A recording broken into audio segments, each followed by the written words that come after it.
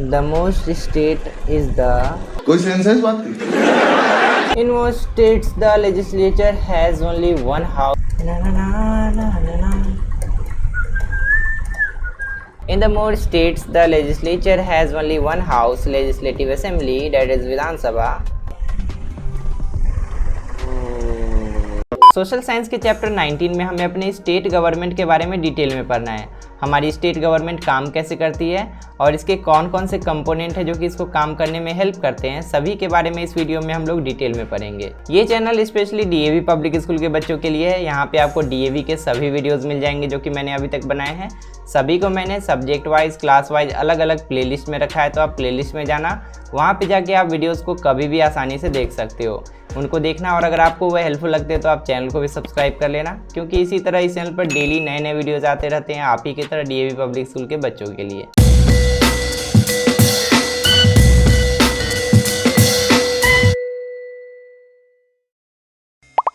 तो इससे पहले कि हम लोग चैप्टर को पढ़ना स्टार्ट करें, सबसे पहले हम लोग हमेशा की तरह ब्रेन मैपिंग कर लेते हैं, ताकि हमें पता चले कि इस पूरे चैप्टर में हमें कौन कौन सा टॉपिक पढ़ना है और हमें क्या क्या सीखना है। तो इस चैप्टर में सबसे पहले तो हम लोग अपने स्टेट लेजिस्लेचर के बारे में समझेंगे कि ये जो टर्म है स्टेट लेजिस्लेचर, ये होता क्या है। स्टेट लेजिस्लेचर का दो कंपोनेंट है, एक है लेजिस्लेटिव असेंबली और दूसरा है लेजिस्लेटिव काउंसिल। इन दोनों के बारे में हम लोग डिटेल में पढ़ेंगे। उसके बाद हम लोग फंक्शंस ऑफ स्टेट लेजिस्लेटिव के बारे में जानेंगे कि स्टेट लेजिस्लेटिव का क्या क्या काम होता है। उसके बाद हम लोग गवर्नर के बारे में जानेंगे और गवर्नर के फंक्शंस के बारे में जानेंगे, उनके पावर के बारे में जानेंगे। उसके बाद हम लोग चीफ मिनिस्टर के बारे में जानेंगे और काउंसिल ऑफ मिनिस्टर्स का क्या काम होता है और चीफ मिनिस्टर से ये कैसे रिलेटेड है, इसके बारे में पढ़ेंगे। उसके बाद फाइनली हम लोग यूनियन टेरिटरीज के बारे में पढ़ेंगे और उसके बाद हम लोग देखेंगे कि हमारा इंडिया एक फेडरल कंट्री कैसे है, why India is a federation, इसके बारे में हम लोग समझेंगे। इस चैप्टर के हर पैराग्राफ का हर लाइन बहुत ज़्यादा इंपॉर्टेंट है, क्योंकि यहाँ पे जितना भी लाइन है उसमें एक इंपॉर्टेंट फैक्ट दिया गया है और एग्जाम में उसी को क्वेश्चन बना के पूछा जा सकता है। तो हम लोग यहाँ पे एक एक करके सभी लाइंस को रीड करते हैं। सबसे पहले यहाँ पे हमें बताया गया India is the 7th largest nation of the world extending over 3.28 million square kilometre. यहाँ पे इंडिया का सरफेस एरिया दिया गया है जो कि है 3.28 मिलियन स्क्वायर किलोमीटर। ये एग्जाम में पूछा जा सकता है, आप इसको याद रखना। For the administrative convenience it has been divided into 29 states and 7 union territories. और हमारे इंडिया में शासन व्यवस्था अच्छे से चल सके, उसमें एडमिनिस्ट्रेशन अच्छे से हो पाए, इसी के लिए हमारे इंडिया को 29 स्टेट्स और 7 यूनियन टेरिटरीज में डिवाइड किया गया है।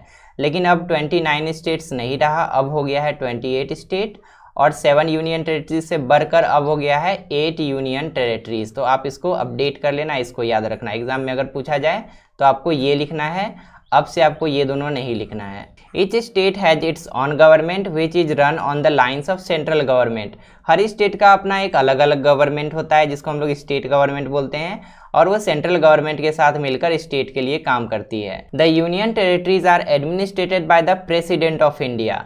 जैसे स्टेट में चीफ मिनिस्टर होता है, लेकिन यूनियन टेरिटरीज में कोई चीफ मिनिस्टर नहीं होता है। उसको गवर्न करने का काम, उसको एडमिनिस्ट्रेट करने का काम हमारे प्रेसिडेंट ऑफ इंडिया ही करते हैं। डायरेक्टली वो सेंटर से गवर्न होता है थ्रू अ लेफ्टिनेंट गवर्नर और चीफ कमिश्नर, और वहाँ पे प्रेसिडेंट के अंदर में लेफ्टिनेंट गवर्नर या चीफ कमिश्नर काम करते हैं। तो यहाँ पे फर्स्ट पैराग्राफ में हमने जो सीखा उसको हम लोग शॉर्ट में बोल सकते हैं कि हमारे इंडिया का जो एरिया है ना वो बहुत ज़्यादा है, इसीलिए एडमिनिस्ट्रेशन अच्छे से हो पाने के लिए हमारे इंडिया को बहुत सारे पार्ट्स में डिवाइड कर दिया गया है। हमारे इंडिया में टोटल 28 स्टेट्स हैं और 8 यूनियन टेरिटरीज हैं, और हमारे स्टेट्स का गवर्नेंस जो होता है वो चीफ मिनिस्टर के द्वारा होता है। हर स्टेट का एक अलग चीफ मिनिस्टर होता है और चीफ मिनिस्टर ही स्टेट को गवर्न करने का काम करते हैं।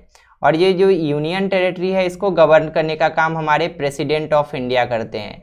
प्रेसिडेंट ऑफ इंडिया डायरेक्टली उसको गवर्न नहीं करते हैं, वो काम करते हैं लेफ्टिनेंट गवर्नर या चीफ कमिश्नर के थ्रू। अब जो नेक्स्ट पैराग्राफ है उसमें हमें 3 बहुत ही इंपॉर्टेंट टर्म्स के बारे में समझना है, जिसमें कि सबसे पहला है यूनियन लिस्ट, दूसरा है स्टेट लिस्ट और तीसरा है कंकरेंट लिस्ट। ये तीनों टर्म बहुत इंपॉर्टेंट है, एग्जाम में इसके बारे में पूछा जाता है, तो इसको बहुत अच्छे से ध्यान से समझना। हम लोग जानते हैं कि हमारे देश में बहुत सारे काम है जिसको हमारी गवर्नमेंट करती है, लेकिन उन सारे कामों में से कुछ ऐसे काम होते हैं जो कि सिर्फ यूनियन गवर्नमेंट कर सकती है, कुछ ऐसे काम भी होते हैं जो कि सिर्फ स्टेट गवर्नमेंट कर सकती है और कुछ ऐसे काम भी होते हैं जो कि दोनों मिलकर कर सकती है, यानी कि यूनियन गवर्नमेंट भी और स्टेट गवर्नमेंट भी। तो ऐसे काम जिसको सिर्फ यूनियन गवर्नमेंट कर सकती है उसको यूनियन लिस्ट में लिखा गया है। इसमें टोटल 97 सब्जेक्ट्स हैं, मतलब 97 ऐसा काम है जो कि सिर्फ यूनियन गवर्नमेंट या सेंट्रल गवर्नमेंट या केंद्र सरकार कर सकती है। यूनियन, सेंट्रल या केंद्र सरकार तीनों एक ही चीज़ को बोलते हैं। उसके बाद कुछ ऐसा काम है जो कि स्टेट गवर्नमेंट ही सिर्फ कर सकती है। इसमें टोटल 66 सब्जेक्ट्स हैं और सभी कामों को स्टेट लिस्ट में रखा गया है। उसके बाद जो तीसरा लिस्ट है कंकरेंट लिस्ट, इसमें ऐसे काम को रखा गया है जो कि दोनों गवर्नमेंट कर सकती है, सेंट्रल गवर्नमेंट भी यानी कि यूनियन गवर्नमेंट भी और स्टेट गवर्नमेंट भी। तो ऐसे कामों को कंकरेंट लिस्ट में रखा गया है। अब सभी कामों का एक एक एग्जाम्पल देख लेते हैं। जैसे कि नेशनल डिफेंस का जो काम होता है, नेशनल सिक्योरिटी का काम, वो यूनियन लिस्ट में लिखा गया है। मतलब यूनियन गवर्नमेंट या सेंट्रल गवर्नमेंट जो होती है, केंद्र सरकार जो होती है, वही नेशनल सिक्योरिटी का ध्यान रखती है। उसके बाद जो स्टेट लिस्ट का काम है वो जैसे कि स्टेट के अंदर लॉ एंड ऑर्डर बना के रखना, स्टेट की जो पुलिस होती है उसको मेंटेन करके रखना, ये स्टेट का काम है। तो स्टेट लिस्ट के अंदर में एक सब्जेक्ट उसके बारे में है। उसके बाद जो ये कंकरेंट लिस्ट है, इसमें ऐसा काम होगा जो कि स्टेट गवर्नमेंट और यूनियन गवर्नमेंट दोनों मिलके करेगी। तो इसका काम का एक एग्जांपल हो गया जैसे कि हेल्थ केयर फैसिलिटी का देखरेख करना। अभी जैसे वैक्सीनेशन हो रहा है तो वैक्सीनेशन में यूनियन गवर्नमेंट और स्टेट गवर्नमेंट दोनों मिलकर काम कर रही है। तो ऐसे कामों को कंकरेंट लिस्ट में रखा गया है। इसका और एक एग्जाम्पल हो सकता है जैसे कि एजुकेशन सिस्टम का देखभाल करना। तो एजुकेशन का देखरेख करना, सभी को अच्छे से एजुकेशन मिले, इसका देखभाल यूनियन गवर्नमेंट और स्टेट गवर्नमेंट दोनों मिलकर करती है। तो कंकरेंट लिस्ट में एक काम एजुकेशन भी होगा। तो यहाँ पे हम लोग शॉर्ट में समझ लिए, अब इसको रीड कर लेते हैं। यहाँ पे लिखा है both the central government and the state government are independent in their working. Central government और स्टेट गवर्नमेंट दोनों अलग अलग इंडिपेंडेंटली काम कर सकती है हमारे कंट्री में। The division of powers between the centre and the state is on the basis of 3 list. और जो पावर का डिस्ट्रीब्यूशन होता है वो 3 लिस्ट के बेसिस पे होता है। तीनों लिस्ट के बारे में अभी हम लोग समझ चुके हैं। सेंट्रल गवर्नमेंट के पास जो भी पावर है वो यूनियन लिस्ट में लिखा गया है, जो भी इसका रिस्पॉन्सिबिलिटी है। उसके बाद स्टेट गवर्नमेंट का पावर और रिस्पॉन्सिबिलिटी को स्टेट लिस्ट में लिखा गया है। और जो ऐसा चीज़ है जो कि दोनों कर सकते हैं, स्टेट गवर्नमेंट भी और सेंट्रल गवर्नमेंट भी, उसको कंकरेंट लिस्ट में लिखा गया है। The central government is more powerful as it has more power, more resources and more finances. Central government state government से ज़्यादा पावरफुल होती है क्योंकि इसके पास ज़्यादा रिसोर्स अवेलेबल होता है और इसके पास पैसा का भी कमी नहीं होता है। Still the state governments have independent identity and a very important role to play in Indian federal system. लेकिन ऐसा नहीं है कि स्टेट गवर्नमेंट सेंट्रल से कमज़ोर है तो इसका मतलब ये नहीं है कि इसका कोई इंपॉर्टेंस नहीं है, ये भी बराबर इंपॉर्टेंस रखता है जैसा कि सेंट्रल गवर्नमेंट इंपॉर्टेंट है। और ये हमारे फेडरल सिस्टम के लिए बहुत इंपॉर्टेंट है। फेडरल सिस्टम का मतलब यही हुआ कि हमारा जो कंट्री है उसको जो हमने अलग अलग स्टेट्स और अलग अलग यूनियन टेरिटरी में डिवाइड कर दिया है ताकि हमारे कंट्री में अच्छे से एडमिनिस्ट्रेशन हो पाए। इसी सिस्टम को हम लोग फेडरल सिस्टम बोलते हैं। अब यहाँ से हम लोग अपने स्टेट गवर्नमेंट के बारे में डिटेल में पढ़ेंगे। यहाँ पे हमारा टाइटल है द स्टेट लेजिस्लेचर, जिसको हम लोग हिंदी में राज्य विधायिका भी बोलते हैं। तो राज्य विधायिका या स्टेट लेजिस्लेचर का 2 कंपोनेंट है, इसके अंदर 2 हाउसेस आते हैं। पहला है लेजिस्लेटिव असेंबली और दूसरा है लेजिस्लेटिव काउंसिल। इन दोनों में कंफ्यूज मत करना, दोनों का अलग अलग मतलब होता है।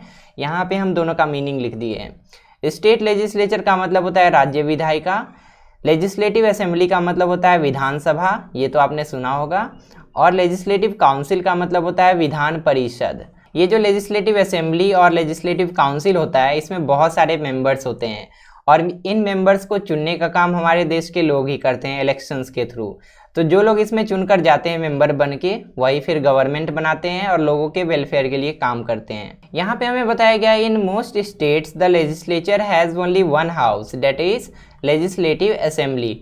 ज़्यादातर स्टेट्स में सिर्फ एक ही हाउस होता है जो कि है लेजिस्लेटिव असेंबली, जिसको हम लोग हिंदी में विधानसभा बोलते हैं, और उसमें लेजिस्लेटिव काउंसिल नहीं होता है। लेकिन 6 ऐसे स्टेट्स हैं, only 6 states that is Uttar Pradesh, Bihar, Maharashtra, Karnataka and Jammu Kashmir and Andhra Pradesh have 2 houses that is legislative assembly and legislative council. और इन सारे स्टेट्स में 2 हाउसेस हैं। लेजिस्लेटिव असेंबली भी है जिसको हम लोग विधानसभा बोलते हैं, और लेजिस्लेटिव काउंसिल भी है जिसको हम लोग विधान परिषद बोलते हैं। अब यहाँ से लेकर यहाँ तक हमें सिर्फ लेजिस्लेटिव असेंबली के बारे में डिटेल में बताया गया है, तो हम लोग सारे पॉइंट्स को पढ़ेंगे। उसके बाद नेक्स्ट पेज में हम लोग लेजिस्लेटिव काउंसिल के बारे में डिटेल में पढ़ेंगे। तो यहाँ पे असेंबली के बारे में हमें बताया गया है, the number of members in an assembly depends on the population of the state. एक लेजिस्लेटिव असेंबली में कितने मेंबर्स होंगे वो उस स्टेट के पॉपुलेशन पे डिपेंड करता है। पॉपुलेशन अगर ज़्यादा होगा तो ज़्यादा मेंबर्स होंगे, पॉपुलेशन कम होगा तो असेंबली में कम मेंबर्स होंगे। However the minimum strength is 60 and the maximum can not be more than 500। लेकिन लेजिस्लेटिव असेंबली में कितने मेंबर होंगे इसका एक लिमिट बना दिया गया है कि कम से कम तो 60 मेंबर्स होने ही चाहिए और ज़्यादा से ज़्यादा 500 मेंबर्स होने चाहिए, 500 को क्रॉस नहीं कर सकता है। Its members are directly elected by the people. और लेजिस्लेटिव असेंबली में जो मेंबर होंगे उसको डायरेक्टली लोग चुनेंगे इलेक्शन के द्वारा। The minimum age to be member of legislative assembly is 25 years. Legislative assembly का मेंबर वही हो पाएगा जिसका कम से कम 25 साल उम्र हो चुका है। Some seats are reserve for schedule caste and schedule tribes. और लेजिस्लेटिव असेंबली में कुछ सीट को रिजर्व कर दिया जाता है स्पेशली शेड्यूल कास्ट के लोगों के लिए और शेड्यूल ट्राइब्स के लोगों के लिए। For example Uttar Pradesh has 404 members in its legislative assembly and Mizoram has 40 only. यहाँ पे एग्जाम्पल दिया गया है कि उत्तर प्रदेश के लेजिस्लेटिव असेंबली में 404 मेंबर्स हैं और मिजोरम के लेजिस्लेटिव असेंबली में 40 मेंबर्स हैं। तो यहाँ पे ये वाला पॉइंट नोट करने वाला है। अभी हमने क्या पढ़ा था कि कम से कम लेजिस्लेटिव असेंबली में 60 मेंबर्स होने चाहिए और अधिक से अधिक 500 मेंबर्स होने चाहिए। तो ये तो ठीक है, 500 से कम है और 60 से अधिक है, लेकिन यहाँ पे मिजोरम में तो 40 है, 60 से भी कम है। तो ऐसा हो सकता है 3-4 ऐसे स्टेट्स हैं जो कि एक्सेप्शन है, वहाँ पे 60 से भी कम मेंबर हैं लेजिस्लेटिव असेंबली में, जिसका एक एग्जांपल है मिजोरम। इसके अलावा आप गोवा देखोगे तो वहाँ के लेजिस्लेटिव असेंबली में भी 60 से कम मेंबर्स होते हैं। उसके बाद पुडुचेरी भी हो गया, उसके बाद सिक्किम हो गया। तो ये सारे कुछ जगह है जहाँ पे लेजिस्लेटिव असेंबली में नॉर्मल से जो रूल बनाया गया 60 उससे भी कम मेंबर्स होते हैं। The term of A legislative assembly is 5 year. और लेजिस्लेटिव असेंबली के मेंबर्स का टर्म 5 साल होता है। 5 साल के बाद री इलेक्शन होता है और फिर से नए मेंबर चुन के आते हैं। In case it is not functioning according to the constitution it can be dissolve earlier also. और इसको तो 5 साल का समय मिलता है, लेकिन 5 साल अगर ये कॉन्स्टिट्यूशन के हिसाब से सही से काम नहीं करता है तो इसको डिसॉल्व भी किया जा सकता है, यानी कि इसको भंग भी किया जा सकता है। डिसॉल्व करने का मतलब ये हुआ कि सीएम वहाँ पे नहीं रहेगा, सीएम का पावर चलना बंद हो जाएगा। जितने भी काउंसिल ऑफ मिनिस्टर होंगे सीएम के अंदर, जितने भी मंत्री होंगे उनका भी पावर चलना बंद कर देगा और वहाँ पे प्रेसिडेंट्स रूल लग जाएगा, मतलब राष्ट्रपति शासन लग जाएगा। In such a situation the president's rule is imposed in that state. और इस केस में प्रेसिडेंट रूल यानी कि राष्ट्रपति शासन लागू कर दिया जाता है। अगर आप लोग न्यूज़ देखते हो तो आपको पता भी होगा कि हाल ही फिलहाल में वेस्ट बंगाल में प्रेसिडेंट्स रूल लगाने की बात चल रही थी। ऐसा क्यों था? क्योंकि वहाँ पे बहुत कुछ ऐसा हो रहा था जो कि हमारे कॉन्स्टिट्यूशन के हिसाब से बिल्कुल गलत था। वहाँ पे जब इलेक्शन हुआ और ममता बनर्जी की सरकार बन गई, उसके बाद जो अपोजिट पार्टी था बीजेपी, उसके बहुत सारे लोगों को मारा जाने लगा, स्पेशली उसमें से हिंदुओं को चुन चुन के मारा जाने लगा। जब ऐसा सिचुएशन आ जाता है जहाँ पे लॉ एंड ऑर्डर बिल्कुल ख़राब हो चुका होता है और स्टेट गवर्नमेंट कोई एक्शन नहीं लेती है, तो उस केस में central government president rule apply कर सकती है। आगे हमें बताया गया है like the Lok Sabha the legislative assembly has a speaker and deputy speaker. जैसे लोकसभा में स्पीकर होते हैं और डेप्यूटी स्पीकर होते हैं, वैसे ही लेजिस्लेटिव असेंबली में भी स्पीकर और डेप्यूटी स्पीकर होते हैं। The speaker presides over the meeting of the assembly and conducts it's business. जब भी कोई मीटिंग होता है, जब भी कोई डिस्कशन होता है रूलिंग पार्टी और अपोजिशन के बीच में, तो उस केस में स्पीकर ही उस मीटिंग को लीड करते हैं। यहाँ पे एक टर्म दिया था लोकसभा। ये लोकसभा क्या होता है इसके बारे में भी जान लेते हैं। जैसे कि स्टेट में 2 हाउसेस होते हैं ना, एक होता है लेजिस्लेटिव असेंबली और दूसरा होता है लेजिस्लेटिव काउंसिल। वैसे नेशनल लेवल पे एक हाउस होता है जिसको हम लोग बोलते हैं लोकसभा। लोकसभा के जो मेंबर्स होते हैं वही प्राइम मिनिस्टर का चुनाव करते हैं। हम लोग पिछले वीडियो में यानी कि इसके पहले वाले चैप्टर का वीडियो में भी उसको पढ़े थे। चैप्टर 18 का वीडियो को आप देख लेना, अगर आपने नहीं देखा है। वहाँ पे हमने डिटेल में पढ़ा था कि प्राइम मिनिस्टर को कैसे चुना जाता है। यहाँ पे डू यू नो में हमें यूनिकैमरल लेजिस्लेचर और बाइकैमरल लेजिस्लेचर के बारे में बताया गया है। यहाँ पे लिखा है legislature consisting of only one house is known as unicameral legislature. अगर एक ही हाउस है लेजिस्लेचर में तो उसको हम लोग यूनिकैमरल लेजिस्लेचर बोलेंगे, और अगर दो हाउस है, जैसे कि यहाँ पे लिखा है legislature consisting of two house is known as bicameral legislature. अगर लेजिस्लेचर में, स्टेट लेजिस्लेचर में दो हाउस है तो उसको हम लोग बाइकैमरल लेजिस्लेचर बोलेंगे। जैसे कि उत्तर प्रदेश, बिहार, महाराष्ट्र, कर्नाटका, जम्मू कश्मीर और आंध्र प्रदेश, ये सब जो स्टेट है वहाँ पे बाइकैमरल लेजिस्लेचर है, और इसके अलावा जितने स्टेट है वहाँ पे यूनिकैमरल लेजिस्लेचर है, क्योंकि वहाँ पे वन ही हाउस है। तो यहाँ तक हमने लेजिस्लेटिव असेंबली के बारे में पूरा डिटेल में पढ़ लिया। अब हमें लेजिस्लेटिव काउंसिल के बारे में डिटेल में पढ़ना है। इसको हम लोग पढ़ेंगे, बट इससे पहले हम लोग सारे यूनियन टेरिटरीज़ का नाम देख लेते हैं। पहला यूनियन टेरिटरी जम्मू कश्मीर है, उसके बाद है लद्दाख। पहले दोनों सेम था, एक ही यूनियन टेरिटरी में गिना जाता था, लेकिन अब दोनों अलग अलग कर दिया गया है। उसके बाद चंडीगढ़ है, उसके बाद दमन एंड दीव, लक्षद्वीप, पुडुचेरी, अंडमान निकोबार और न्यू दिल्ली। तो इस तरह से टोटल 8 यूनियन टेरिटरीज हो गए, पहले 7 था। अब अगर हमसे पूछा जाएगा एग्जाम में तो हम लोग को 8 लिखना पड़ेगा। अब यहाँ से हम लोग लेजिस्लेटिव काउंसिल के बारे में डिटेल में पढ़ लेते हैं। यहाँ पे लिखा है द लेजिस्लेटिव काउंसिल और विधान परिषद। लेजिस्लेटिव काउंसिल को हम लोग हिंदी में विधान परिषद बोलते हैं। Is a permanent house which can not be dissolve. ये एक परमानेंट हाउस है और इसको कभी भी डिसॉल्व नहीं किया जा सकता है। लेकिन लेजिस्लेटिव असेंबली जो हमने पढ़ा था उसमें हमने देखा था कि लेजिस्लेटिव असेंबली परमानेंट नहीं है, उसको डिसॉल्व किया जा सकता है, और डिसॉल्व होने के बाद प्रेसिडेंट रूल लगता है। ये सब हमने पढ़ा था। The term of its member is 6 years. यहाँ पे जो मेंबर्स होते हैं लेजिस्लेटिव काउंसिल के मेंबर, उनका टर्म 6 साल का होता है। लेजिस्लेटिव असेंबली में 5 साल का टर्म होता था, हर 5 साल के बाद इलेक्शन होता था, लेकिन यहाँ पे उनका टर्म 6 साल होता है। जो मेंबर यहाँ पे होते हैं वो 6 साल के बाद ही रिटायर करते हैं। But the 1/3 of its member retire after every 2 years. यहाँ पे एक समझने वाला चीज़ है, लेजिस्लेटिव काउंसिल में जितने सारे मेंबर होंगे ना, जैसे कि मान लेते हैं 60 मेंबर्स हैं, तो इसमें से 60 मेंबर में से 1/3 इसका, यानी कि 60 का 1/3 कितना हो गया, 3 2 जा 6, 20 मेंबर्स हर 2 साल के बाद रिटायर करेंगे, और फिर नया 20 मेंबर्स आएगा उसमें।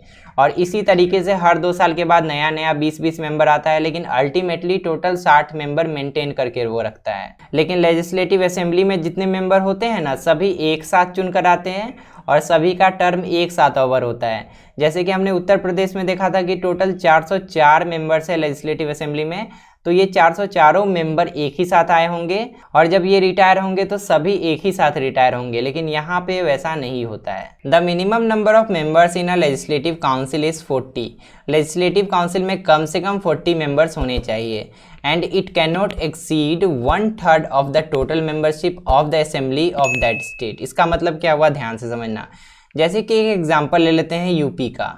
यूपी में अभी हमने देखा था कि लेजिस्लेटिव असेंबली भी है और लेजिस्लेटिव काउंसिल भी है। लेजिस्लेटिव असेंबली में टोटल 404 मेंबर हैं, तो लेजिस्लेटिव काउंसिल में कितना मेंबर होगा वो इसी पे डिपेंड करता है कि लेजिस्लेटिव असेंबली में कितना मेंबर है। इसमें कितना मेंबर होगा, इसी नंबर ऑफ मेंबर्स का 1/3 हो सकता है, यानी कि 404 का ही 1/3 के बराबर या उसके कम ही हो सकता है, उससे ज़्यादा नहीं हो सकता है। तो इसका 1/3 लगभग 134 पॉइंट समथिंग आएगा। तो 134 से ज़्यादा मेंबर लेजिस्लेटिव काउंसिल में नहीं हो सकते हैं अगर हम लोग यूपी का केस ले तो। इसी तरह कोई भी स्टेट हो जिसमें कि लेजिस्लेटिव असेंबली भी है और लेजिस्लेटिव काउंसिल भी है, तो उसमें लेजिस्लेटिव असेंबली में ज़्यादा से ज़्यादा उतना ही मेंबर हो सकता है जितना कि लेजिस्लेटिव असेंबली का 1/3 होता है। लेजिस्लेटिव असेंबली का 1/3 निकालेंगे, जितना आएगा उससे ज़्यादा मेंबर लेजिस्लेटिव काउंसिल में नहीं हो सकता है। सबसे अंतिम में लिखा है the minimum age to be member of the council is 30 years. जो 30 ईयर का हो चुका है वही लेजिस्लेटिव काउंसिल का मेंबर बन सकता है, इससे नीचे उम्र वाले कोई मेंबर नहीं बन सकते। अब आते हैं आज के सबसे अंतिम टॉपिक पे, जो कि है फंक्शंस ऑफ स्टेट लेजिस्लेचर, यानी कि राज्य विधायिका का क्या क्या काम है वो सब हम लोग यहाँ पे समझेंगे। यहाँ पे लिखा है it makes laws for the state on the subjects mentioned in the state list and concurrent list. हमने दोनों लिस्ट के बारे में समझा था शुरू में ही कि स्टेट लिस्ट ऐसा लिस्ट है जिसमें कि सभी काम लिखे गए हैं जो कि स्टेट को करना है, और कनकरेंट लिस्ट ऐसा लिस्ट है जिसमें कि सभी काम लिखे गए हैं जो कि स्टेट को भी करना है और यूनियन गवर्नमेंट को भी करना है, यानी कि सेंट्रल गवर्नमेंट को भी करना है। तो इस लाइन का मतलब हुआ कि स्टेट गवर्नमेंट का काम है कानून बनाना उन सभी सब्जेक्ट्स पे जो कि स्टेट लिस्ट में मेंशन्ड है और कनकरेंट लिस्ट में मेंशन्ड है। It passes the annual budget of the state, किसी एक पर्टिकुलर स्टेट में एक साल में कितना खर्च होगा और किन किन चीज़ों पे खर्च किया जाएगा ये भी स्टेट लेजिस्लेचर ही डिसाइड करती है। It keeps a check on the council of minister of the state, और स्टेट में जो सीएम होते हैं उसके अंदर जो मिनिस्टर्स आते हैं उसको हम लोग काउंसिल ऑफ मिनिस्टर बोलते हैं, और वो लोग ठीक से काम कर रहे हैं या नहीं कर रहे हैं इसका भी ध्यान रखने का काम स्टेट लेजिस्लेचर का ही होता है। The money bills can only be introduced in the legislative assembly, अगर पैसा से रिलेटेड, फाइनेंस से रिलेटेड अगर कोई बिल है, कोई कानून है, तो उसको सिर्फ लेजिस्लेटिव असेंबली में ही प्रेजेंट किया जा सकता है। जैसे कि अभी हमने पढ़ा था कि एनुअल बजट, तो एनुअल बजट यानी कि पैसा से रिलेटेड हुआ, साल में कितना खर्च होगा, कहाँ पे होगा, तो इसको सबसे पहले लेजिस्लेटिव असेंबली में प्रेजेंट किया जाता है, और उसके बाद जितने भी मेंबर उसमें होते हैं, जब मेजॉरिटी का सहमति होता है उसमें, तो वो बिल वहाँ से पास हो जाता है। When a bill is passed by the state legislature it is sent to governor for consent, जब स्टेट लेजिस्लेचर से कोई बिल पास हो जाता है तो उसको फिर गवर्नर के पास भेजा जाता है उनकी सहमति जानने के लिए। गवर्नर का जब सहमति होता है, उनको सब कुछ सही लगता है, तो वो उस पर साइन कर देते हैं, उसके बाद वो बिल कानून बन जाता है। The elected member of legislative assembly take part in the election of president of India along with the elected members of parliament, जब प्रेसिडेंट ऑफ इंडिया के लिए इलेक्शन होता है तो उस केस में लेजिस्लेटिव असेंबली के जो मेंबर होते हैं वो भी वोट देने जाते हैं, और मेंबर्स ऑफ पार्लियामेंट जो होते हैं वो लोग भी वहाँ पे वोटिंग करते हैं। एग्जाम में पूछा जाता है कि मेंबर ऑफ पार्लियामेंट के साथ और कौन पार्टिसिपेट करता है प्रेसिडेंट के इलेक्शन में, तो आपको बताना पड़ेगा लेजिस्लेटिव असेंबली। यहाँ पे आप कंफ्यूज मत करना, लेजिस्लेटिव काउंसिल मत लिखना यहाँ पे, नहीं तो गलत हो जाएगा। तो यहाँ तक हमने स्टेट लेजिस्लेचर के बारे में डिटेल में पढ़ लिया, उसके बाद उसके दोनों हाउसेस के बारे में हमने डिटेल में पढ़ा, और हमने फंक्शंस ऑफ स्टेट लेजिस्लेचर भी देख लिया कि स्टेट लेजिस्लेचर का क्या क्या काम है।